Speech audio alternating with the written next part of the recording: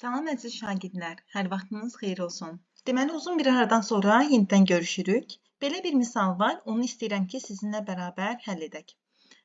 İlk əvvəl bu misalı gördükdə müəyyən qədər bizə çətin görsənə bilər. Ancaq misala diqqətlə fikir versəm, sağ və sol tərəfdə iki nisbətin bir-birinə bərabər olduğunu görürəm. Bunu A ilə işarə etsəm, bölünsün B, bərabərdir, C bölünsün D kimi yazıram. 6-cı sinif proqramında olan tənasüb mövzusuna istinad edərək bu misalı həll edirəm. Tənasübün əsas xassəsindən istifadə edərək kənar ədlərin hasili orta ədlərin hasilinə bərabərdir. Yəni, A vur D bərabərdir B vur C. İndi isə bu yazdığım qaydanı misal əsasında, misal üzərində tətbiq edirəm. Burada gördüyüm kənar ədləri bir-birinə vuracam, orta ədləri bir-birinə vuracam. Gəlin başlayaq. Deməli, birinci kənar əddim x üstəgəl y bölünsün, y minus x vurulsun. Digər kənar əddim x minus y bölünsün, x üstəgəl y.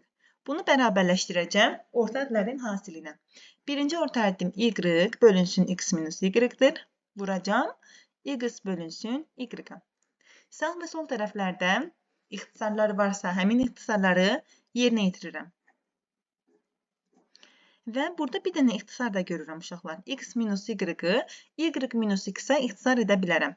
Bu zaman onu ixtisar etdikdə -1 qabağa düşəcək. Sol tərəfdə sadəcə -1-in qaldığını görürəm. Sağ tərəfdə isə x bölünsün x minus y qalır. -1-in məxrəcində 1 dayanır. Deməli, bunu çarpaz vurma ilə həll etsəm, -1-i vuracam, x minus y-a bərabərləşdirəcəm, x-i vuracam 1-ə. Deməli, -1-i mötərizə içərisindəki hər bir həddə vurduqda, mötərizəni açdıqda, mötərizə içindəki işarələr dəyişəcək. Burada mötərizə içində bir müsbət və bir mənfi hədd var. -1-ə vurub mötərizəni açdıqda, x-in işarəsi olacaq -x.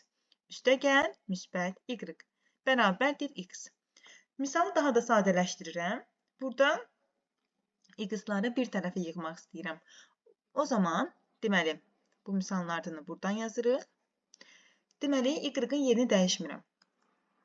Burada -x-i bərabərliyin sağ tərəfinə keçirəcəm. Onda -x-in işarəsi olacaq müsbət x.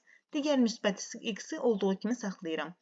Deməli, y bərabərdir. Burada 2 dənə x görürəm. Onları topladıqda 2x ifadəsini alıram.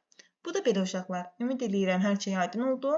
Nəsə aydın olmasa, kommentlərdə qeyd edə bilərsiniz.